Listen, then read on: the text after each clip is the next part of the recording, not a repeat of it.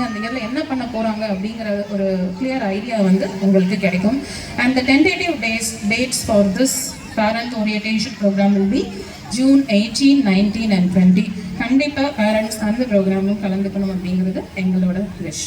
கொண்டிருக்கக்கூடிய முனைவர் பர்வீன் சுல்தானா அவர்களே,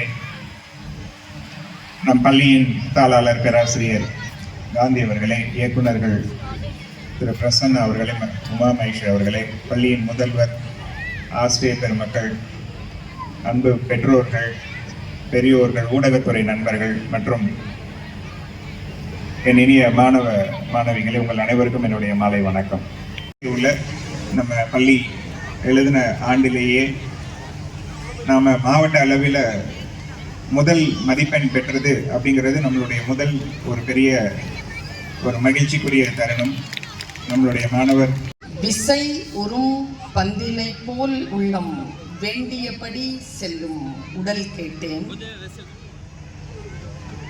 நசையர் மனம் கேட்டேன், நித்தம் நவம் என சுடர் தரும் உயிர் கேட்டேன், அசைவரு மதி கேட்டேன், இதை அருள்வதில் உனக்கெதும் தடையுள்ளதோ, வல்லமை தாராயோ இந்த மாநிலம் பயனுற வாழ்வதற்கு.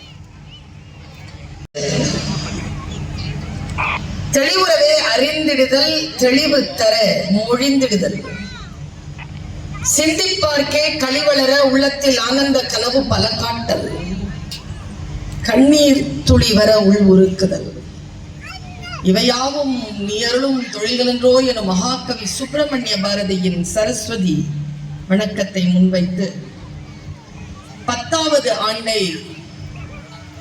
கண்டு நிமிர்ந்து நிற்கும் குளோபல் வந்திருக்கக்கூடிய பிரமுகர்கள், ஊடகவியல் நண்பர்கள், தொழில்நுட்ப கலைஞர்கள், பத்திரிகையாளர்கள்,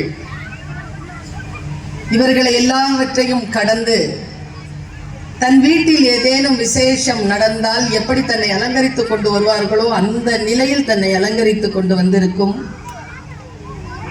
ஆசிரியர் பெருமக்கள்.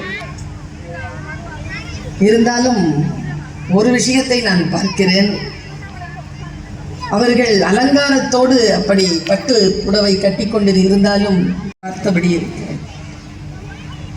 ஆசிரியர் பெருமக்களே, இந்த கல்வி நிறுவனத்திடம் தன் குழந்தைகளின் வருங்காலத்தை ஒப்படைத்துவிட்டு கண்களிலே கனவோடு இந்த நிகழ்ச்சிக்கு வருகை தந்திருக்கும் பெற்றோர்களே வணக்கம். என் உயிரினும் இனிய மாணவ கண்மணிகளே, உங்களிடத்தில் பேசுவதற்கு எனக்கு நிறைய விஷயங்கள் இருக்கின்றன. ஆனால் இன்றைக்கு உங்கள் பெற்றோர்களிடம் பேசுவதற்காகத்தான் நான் இங்கே நிற்கிறேன். இன்றைய என்னுடைய பேச்சு